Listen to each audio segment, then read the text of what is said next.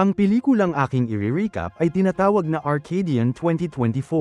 Ito ay isang pelikulang pinaghalong horror, fiction, drama, at suspense. Isang post-apocalyptic thriller na aatakihin ka mula simula hanggang katapusan. Kaya naman inaanyayahan kitang mag-subscribe sa channel, at pindutin ang bell, at mag-iwan ng like para makatanggap ng pinakamagagandang recaps. Sa lungsod, naglalakad si Paul at naghahanap ng mga supply nang magsimulang tumunog ang mga sirena ng babala. Mabilis siyang tumakbo sa mga eskinita, nagtatago kung kinakailangan at tumatakas mula sa lahat ng mga sigaw at tunog ng pagkawasak na nangyayari sa paligid niya. Habang napupuno ng itim na usok ang lungsod, nakarating si Paul sa isang liblib na bahay sa kanayunan kung saan niya natagpuan ang dalawang inabandunang sanggol na kanyang binuhat at sinabihan na magiging maayos din ang lahat. Lumipas ang 15 years at ang mga batang lalaki ay lumaki ng malakas at malusog. Araw-araw ay sinusunod nila ang parehong gawain. Sa araw ay lumalabas sila upang manguha ng mga supply, ngunit ganap na nagtatago kapag sumasapit ang gabi. Sa sandaling magsimulang mawala ang araw, isinara ni Joseph ang lahat mga bintana gamit ang mga tabla at tinatawag ang aso na si Rocco sa loob ng bahay. Naghintay si Paul sa labas hanggang sa makita niyang bumalik si Thomas at pinagalitan ito dahil sa pag-uwi ng gabi. Ipinaliwanag ni Thomas na gusto niyang tumulong sa mga kapitbahay, ang pamilyang Rose, na may malapit na sakahan. Pagkatapos, sinigurado ng tatlo na isara ang lahat ng pinto at bintana bago kumain. Pinagalitan muli ni Paul si Thomas, at sinabing kung mahuhuli ulit siya, hindi na siya papayag ang umalis sa paligid ng bahay. Pinagtawanan ni Joseph ang kanyang kapatid dahil dito, at ang pagtatalo ay nauwi sa isang tunay na away. Ngunit agad silang pinaghiwalay ni Paul at ipinaalala sa kanila na mga tao sila, hindi mga hayop. Pagkatapos kumain, pinanood ni Paul ang kanyang mga anak na naglalaro ng chess, ngunit nag-ambala siya nang magsimulang kumamo at magingay si Rocco sa sahig. Dahil sa senyales na ito ng panganib, bumaba sina Paul at Thomas at nagulat sa biglaang pagkatok sa pinto. Tila sinusubukan ng mga halimaw na pumasok, kaya mabilis nilang pinigilan ang pinto para hindi ito masira.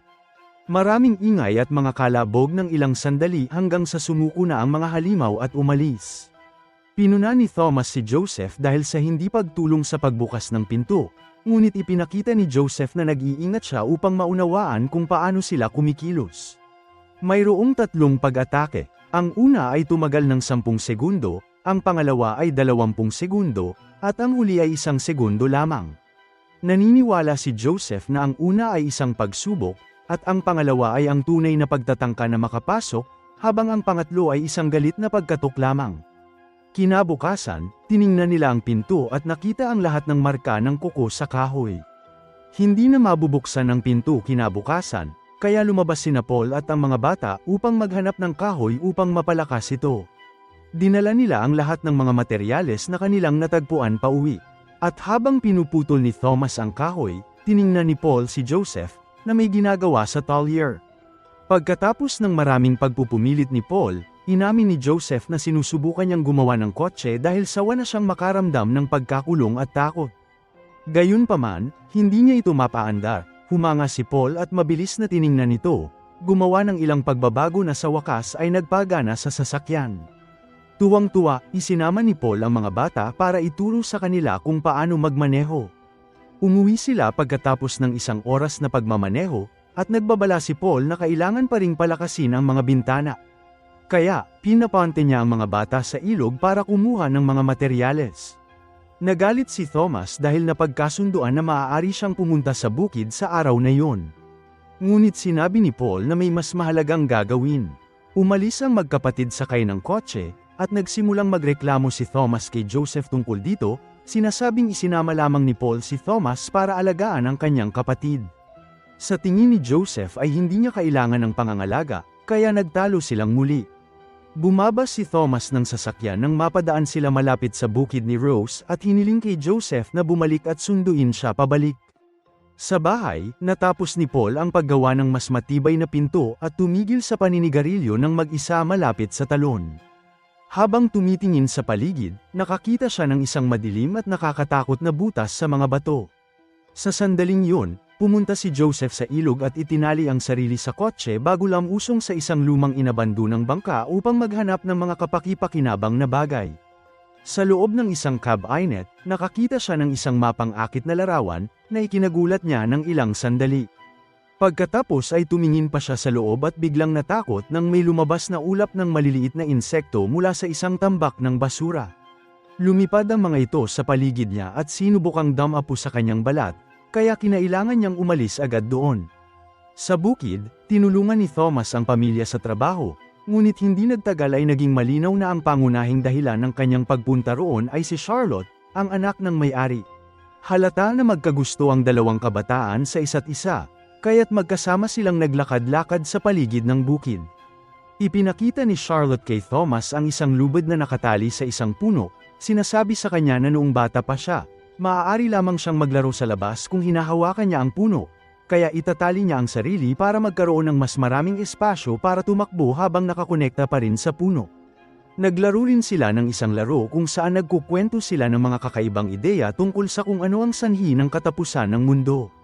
Nang oras na para umalis si Thomas, niyakap siya ni Charlotte ng mahigpit. Nagsisimula ng lumubog ang araw, kaya kinailangang gumalaw ng dalawang batang lalaki. Umuwi si Paul at nag-alala nang makita niya si Rocco, ngunit wala sa mga batang lalaki ang nakakita sa kanya. Bumalik si Joseph sa kotse, at noong una ay hindi ito gumana. Ngunit pagkatapos ng ilang beses na pagsubok, nagawa niyang paandarin ang kotse.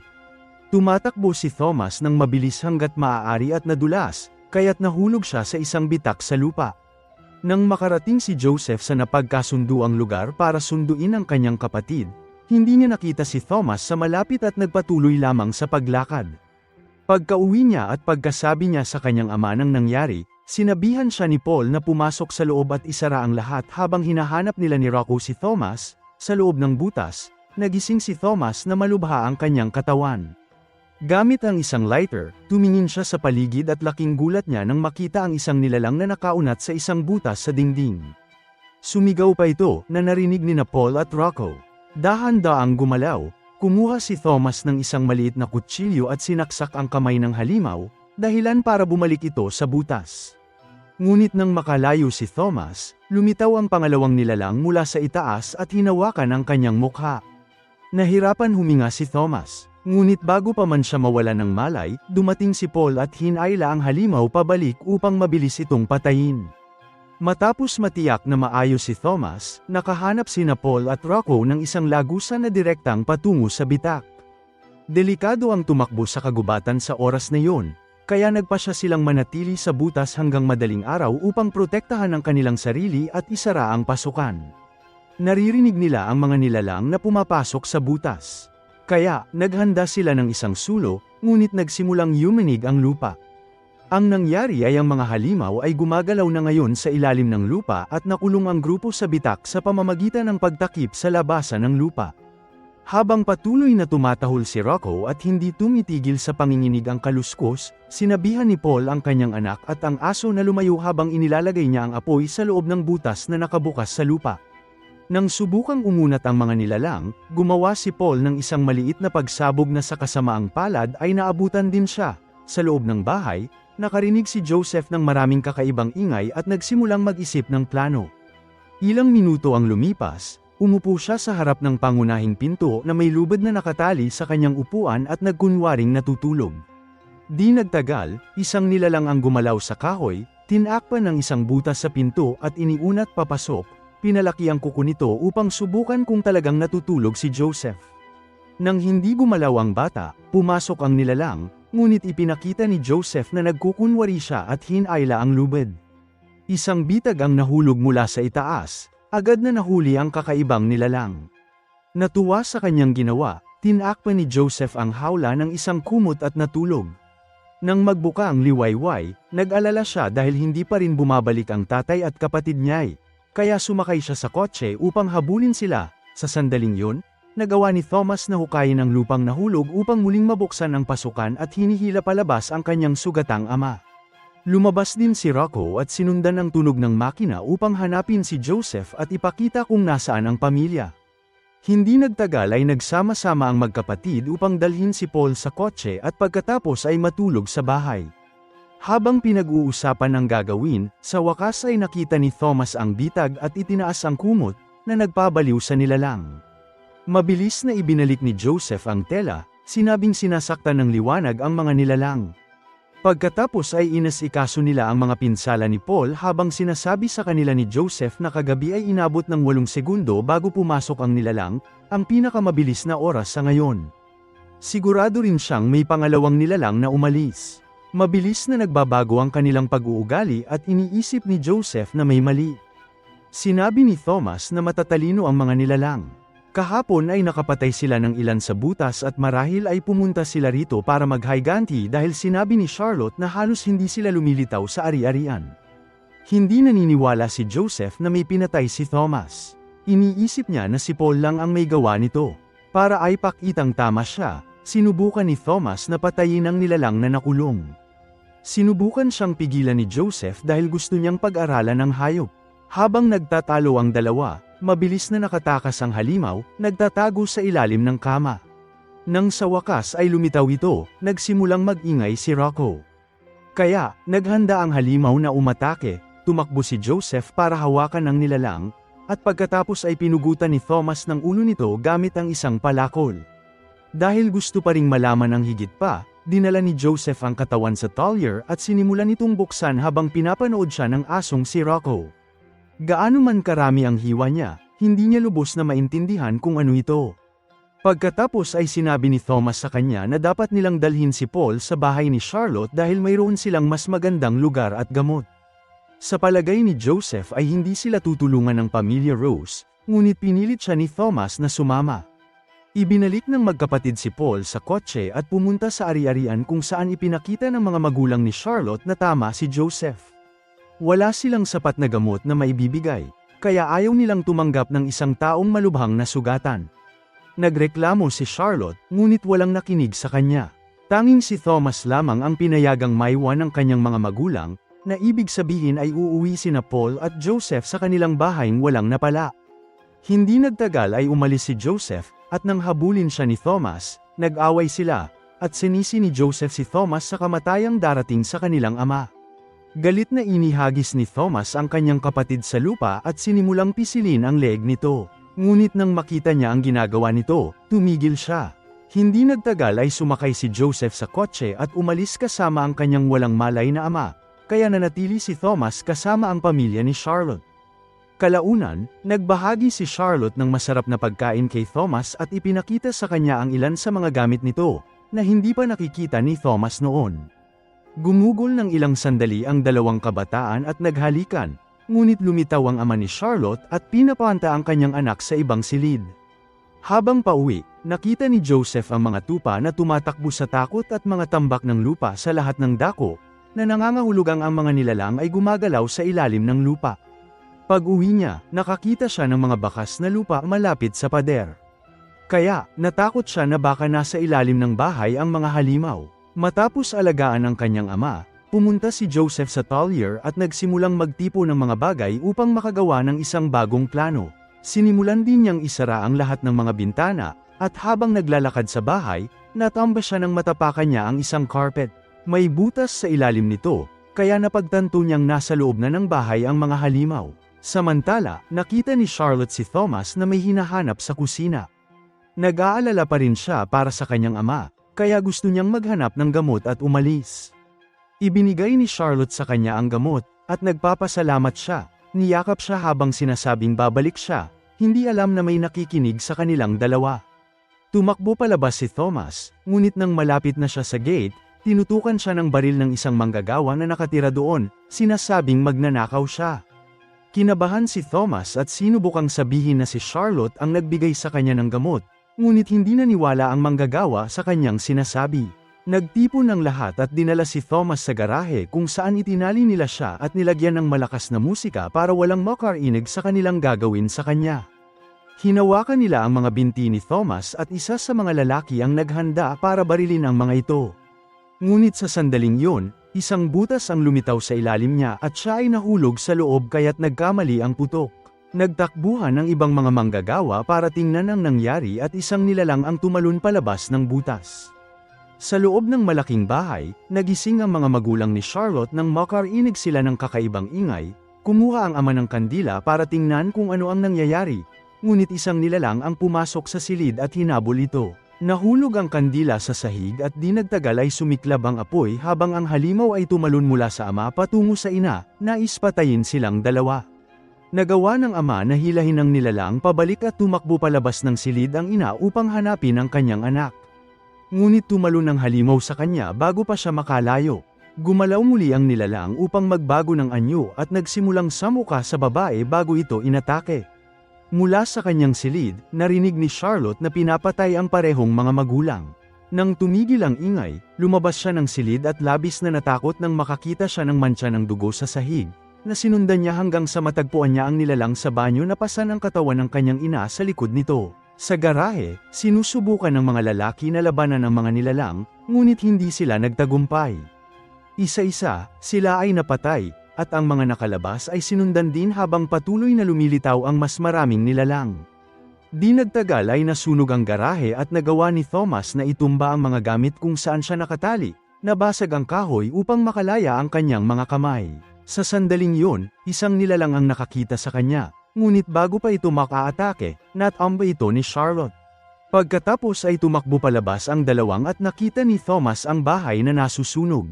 Sinabi sa kanya ni Charlotte na patay na ang kanyang mga magulang, kaya nagpasya silang pumunta sa bahay ni Thomas. Pagbalik kay Joseph, naghagis siya ng maraming gamit sa butas, sinusubukang bumili ng oras.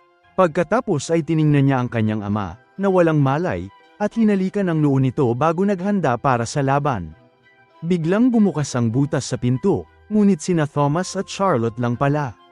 Sinabi ni Joseph na kailangan niya ang tulong ni Thomas, ngunit natigil ang kanilang pag-uusap nang sa wakas ay nagising si Paul. Hindi nagtagal ay uminom siya ng gamot at sinabihan ang kanyang mga anak na huwag tumigil sa pakikipaglaban. Sinabi ni Joseph sa iba ang kanyang plano, at tinipon nila ang lahat ng lata ng gasolina na kanilang natagpuan sa garahe, habang si Rocco ay patuloy na nag-iingay upang magbabala sa paparating na panganib. Itinulak din ng grupo ang isang lumang freezer papasok sa bahay.